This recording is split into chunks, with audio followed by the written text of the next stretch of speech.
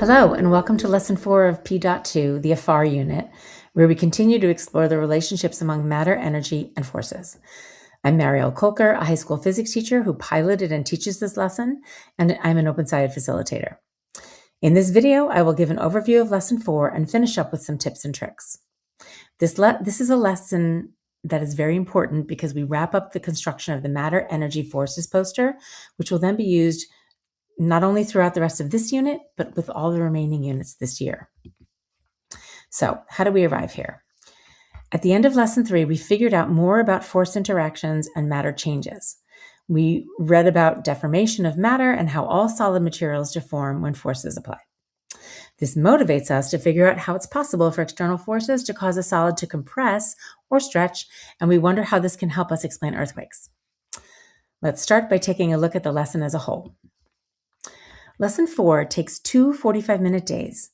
It involves analyzing 3 different models to help understand how force interactions and energy transfers in solids could help explain how earthquakes occur. There are 2 videos that take the place of in-class demonstrations and an investigation using a simulation. This lesson happens in 4 sense-making loops. Let's take a closer look at each. The first chunk of this lesson introduces Model 1, which involves a video of 2 irregularly shaped foam plates pushing on each other and the resulting damage that is done. We also record advantages and limitations of this model. This motivates us to look deeper into what's happening to the matter when it is experiencing forces. The second chunk of this lesson introduces Model 2, which involves a video of inverter magnets which simulate force interactions between atoms in a solid. This helps us understand that force interactions between atoms happen through fields, and that there are attractive and repulsive forces at play between atoms. We record advantages and limitations of this model as well, and are left to wonder about how these internal forces affect the object as a whole. The third chunk of this lesson brings us to Model 3, which involves a particle-level simulation of force interactions inside a solid. We can see that energy can be stored within electric fields, or as we call them, bonds, between atoms. We record advantages and limitations of this model on the same worksheet as the others. Now that we've experienced 3 separate models to understand atom-to-atom interaction in a solid, we move on to the 4th sense-making loop, in which we take everything we have seen and use it to update and complete the MEF poster in Scientist Circle. The discussions here focuses on student thinking around force interactions with matter and the consequent energy transfers that take place. We figure out that earthquakes are the result of external forces causing energy to be stored inside plate material until it is released in the form of an earthquake. The electronic exit ticket at the end of this lesson introduces a related phenomenon of a volcanic eruption that requires students to apply everything we've learned about the MEF relationships that we just figured out to explain it. In this lesson, we have done a lot. We've figured out that energy can be transferred into and stored in the electric fields within matter. We also recognize that matter produces fields, and that these fields are where forces come from. We determined that matter changes are all based in motion of an object or motion of its particles. Now let's zoom into some key moments. This first model is within a student-facing video in which irregularly cut foam pieces are rubbed together and pushed together to simulate forces between tectonic plates. In the video, you see small pieces of foam breaking off, which indicates matter changes. This model is important because it allows us to start at the scale of tectonic plates before we transition to atomic scale interactions. The second video models forces at the particle level through the behavior of inverter magnets. The inverter magnet here simulates an atom with a nucleus surrounded by electrons. The neighboring magnet is simultaneously attracted by the outer magnets and repelled by the center magnet. In the video, we can see there is a specific distance at which the forces cancel, and the magnet seems to be bonded to the inverter magnet at that distance. This video is important because it gives students a model for the bonds, electric fields, that hold atoms together in a solid. And the last model is the sim. This sim is relatively complex, so I tell my students to mess around with it for 2 or 3 minutes and figure out how to break the beam, which they do. After that, I walk students through how to interpret each graph and the meaning of the colors of the bonds. Then what I do is, because the understanding of this model is so critical to the understanding of the matter energy force relationships, I adjust my screen so that the graphs move off the projector screen, and I rerun the program several times.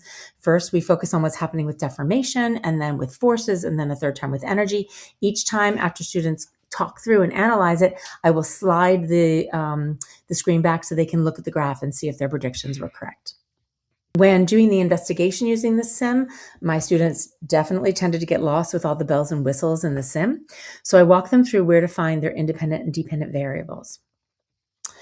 I also spend a lot of time talking about the bonds, what the sticks are representing, what the colors are indicating during tension and compression, what happens when particles get too close or too far, and connecting this all back to what we figured out in lesson 3 about energy entering and leaving when there are unbalanced forces.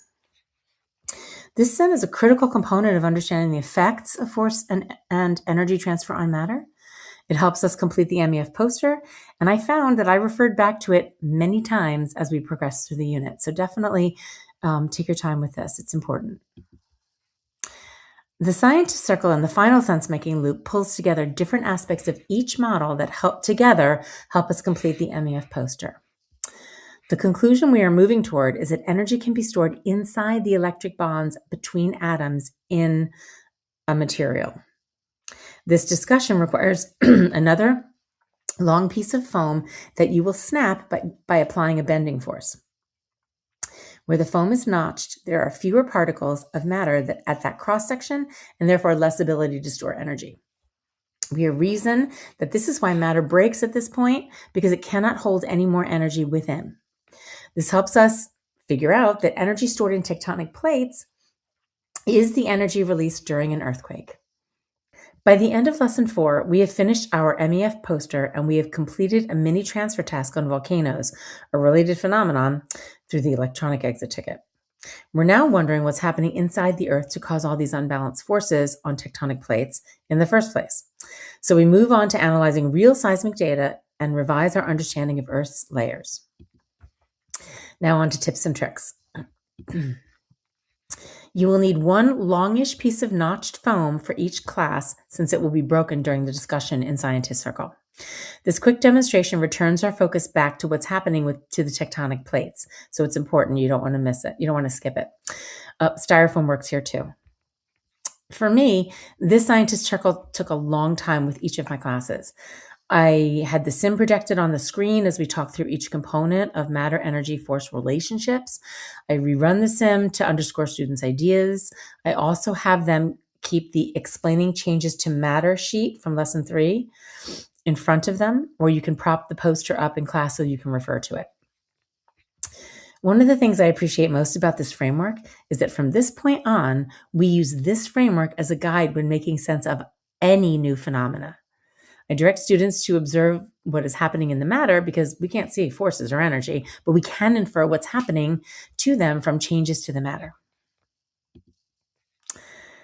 On the scale chart from lesson 3, we now begin to record very small changes in matter at the atomic scale and connect them to large scale changes to tectonic plates.